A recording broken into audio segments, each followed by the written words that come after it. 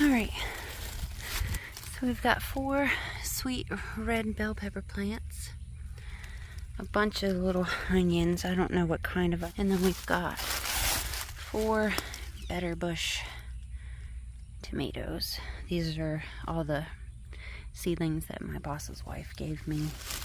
It's the 2 cilantro. That's supposed to be cilantro, but if you look at those leaves and you watch my last video, they look spiky. These look more round to me, but this one's supposed to be parsley. So it's a little confusing. I used all of my compost. That's why that soil looks so black. And we actually got a decent rain yesterday, and there's more rain in the forecast. There's also colder weather, so it probably wasn't the smartest thing to put these guys out here right now. But hopefully I can cover them if it gets too cold. It is getting cold overnight. But my houseplants made it, and it got down to 49 last night, so I'm hoping that means everything will be okay. I realized that I need to put more or better drainage in my trash can for my compost. While it made some beautiful dirt, it was mud today. There's one hole down there. So I think I need to add a few more. It didn't go anaerobic, it didn't stink or smell rotten or anything. So I think it's fine, being that it only sat there overnight and into the morning. So I added that to the garden and then planted those things in the ground. If it does get really cold, I'll just come cover it with something. So like I said, we got some rain, so all of my plants got watered, which they're looking a lot better. A lot of them. Some of them still, they need some help. They need to come back. But a lot of them are looking a lot better after a good rain. Look at my peace lily standing up all by itself. Congratulations. We even got some new growth on my poor spider plant. I need to cut all this back. Excuse my hair, I'm a mess. I woke up, went and got coffee, and then started right away on this. No time for anything. It's Saturday. Good morning. And I've got the whole weekend off. So I'm looking forward to working in the garden. Like I said, we've got cool temps, we've got rain, but the days are supposed to be warm. So hopefully I can get a lot of stuff done out here. I added a little deck outside my door here. And I haven't made a huge mess in here yet. Very exciting. Everybody's doing okay, I guess. I'm still waiting for my herbs to dry. It's taking a while in here because there's just so much moisture in the air and humidity in Florida. But like I said before, I don't really want to put them in the dehydrator because my dehydrator, it has no temperature settings or time settings or anything. It's just on and it cooks things. And the last time I did some herbs, they just didn't smell right afterwards. So I saw yesterday that In My Gardener is doing a video on how to grow elderberry. If you guys don't know about elderberry, you need to educate yourself. And I've been selling elderberry cuttings for a little while now, and I'm noticing all the new plants that are springing up all over the place, and I wanted to show them to you. So this is elderberry. There's actually 2, 3 in this spot. Oh, 4. Here's another one. Another one. One here. One here. There. There. There. There. There. There. They are quite literally everywhere. That's the good and the bad thing about this plant is self-propagates. It spreads like crazy. You can have a whole field of it, which is great because it's great medicine. But if it's not something you want to have, or it's somewhere you don't want it to be, it can be a problem.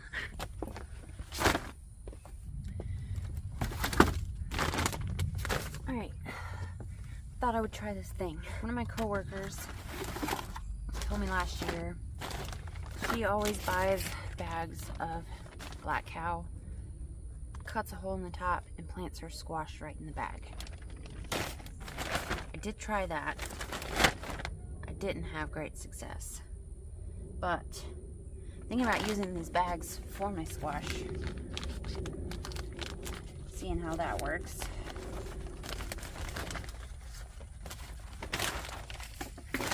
bags already have holes in them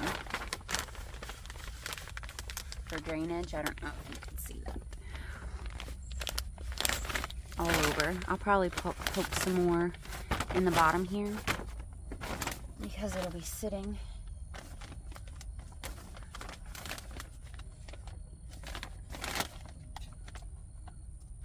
I'm thinking about putting soil in the bags and leaving them on my pallets. Put 1 squash per bag.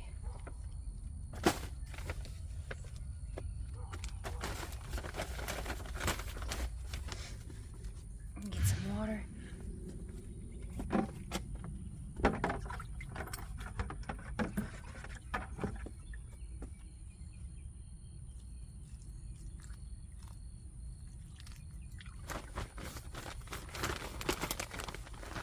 So I mentioned we had a decent rain last night. I don't know if you noticed when I was planting up my plants over there on the other side of the shed that the dirt, when I pulled back the compost layer, the dirt was dry. So even though it felt like a good rain, it still wasn't enough to actually saturate my garden bed.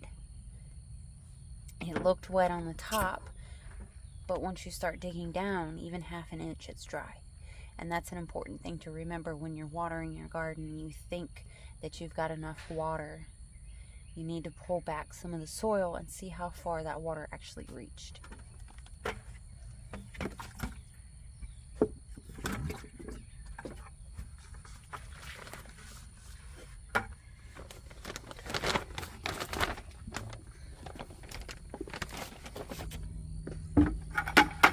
I've been thinking a lot today about why I continue to try to grow food when I continue to fail year after year.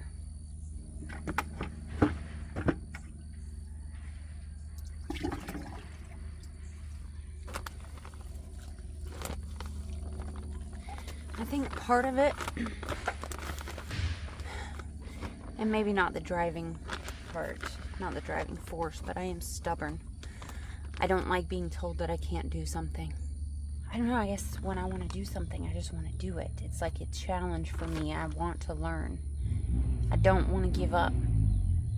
I want to be able to grow my own food. It's something that's coming from deep inside of me. And I still kind of remember, I've always had an interest in gardening, never really tried, here and there, without any knowledge of what I was doing. I remember when my ex-husband bought us a home, on the land was just sand. It was pine, sandy, there was no soil life there. And I dug up a plot and I planted things in there, starts from the local Walmart, and nothing grew. Nothing grew. It all died. And that was probably one of my first experiences with trying to grow a garden, and I gave up. I didn't think about it again for years. Probably 2013, 2014, right around the time I started my channel, is when I felt this intense desire to grow food, to have land, to have animals. And I started there in that house on what I had, which was a porch and some buckets and a small little strip of land. And at the time we had wild chickens, stray chickens we should call them. In that area of town, it's kind of a common thing. The chickens, every time I got something to sprout, they would devour it. Kept trying, it wouldn't work. The chickens would not leave it alone. So I kind of gave up there. And then we moved into our next house that had a backyard with a fence, and someone had tried to garden there before. There was a little tiny bed we uncovered when we were cleaning out the backyard. And that inspired me to try again, and to try for real. So we built beds, and when I ran out of room to put beds that we made, I dug up areas in the yard, and I was trying all these different techniques. And for the first time ever, I actually got things to grow, like through a whole season, not just sprout and die. and it was so exciting. I still didn't get a crazy harvest, but just the act of having a garden, having to go out there and care for it, and trying and trying and trying, I fell in love with that. I have not lost that deep desire to grow my own food, to have a garden, to have land, and to have animals. It's in here. And I've been waiting. It's been 10 years now with this deep, deep desire in my heart. And sometimes it's painful, the waiting and the not knowing if it's ever going to happen. But the desire is so strong. I can't give up. Even when I tell myself I'm not going to garden this year, it's pointless. I mean, look how many plants I planted last year, and I got nothing. A couple pieces of okra, little tiny tomatoes to save the seeds from, nothing that I could actually cook a meal with or anything. Everything inside of me said, you can't do this. You've been trying for so long. Look at how long you've been trying. Look at how long you've been failing. So I told myself, no more. I'm not doing another garden. I'm tired of the failure. But here I am. It's a new year. Spring is here. And the desire is still there, no matter how much I try to push it away. I can't stop this. This is something that is in me. It's not going anywhere. So until I can buy my house and have my land, I'm going to practice. I'm going to keep trying. I'm not going to give up. And hopefully, and I believe this is true, by the time I have my house and my land, I will be able to do the things that I want to do, that I need to do. Because I'll have practiced this whole time. Look how pretty that is. Guess it's sorrel, I'm learning. It grows in our yard. It has uses for humans, but chickens apparently really like to eat it. So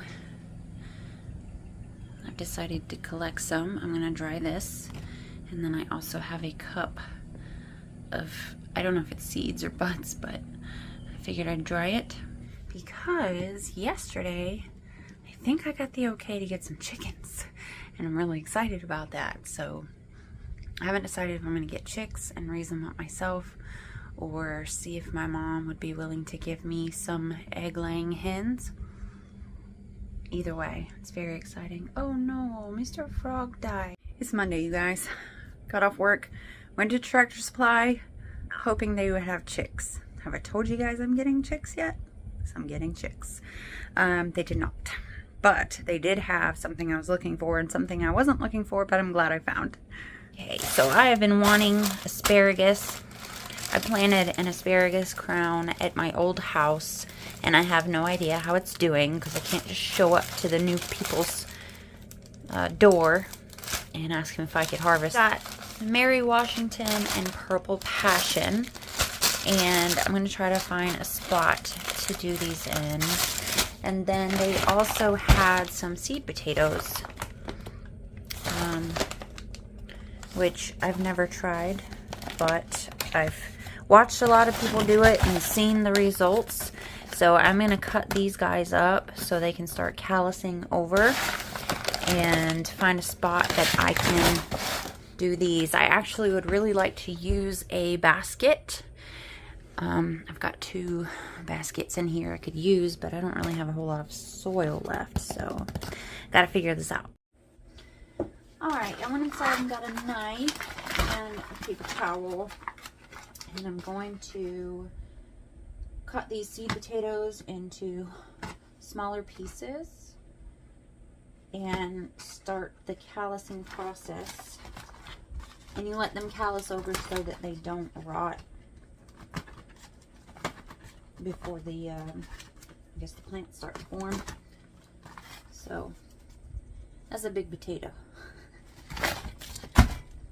And you want each piece to have a couple of eyes on it. It's a little bit rotten. It's just not soft. And actually the bag says to leave them in a sunny spot so they can form growth. I don't know.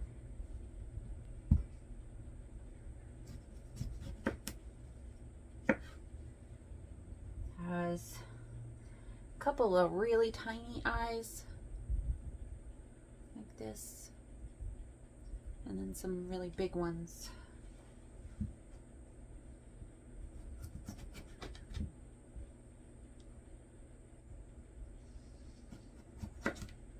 Okay, so everything on this side has growth, big or small, and then everything on this side has either really teeny tiny eyes or none at all.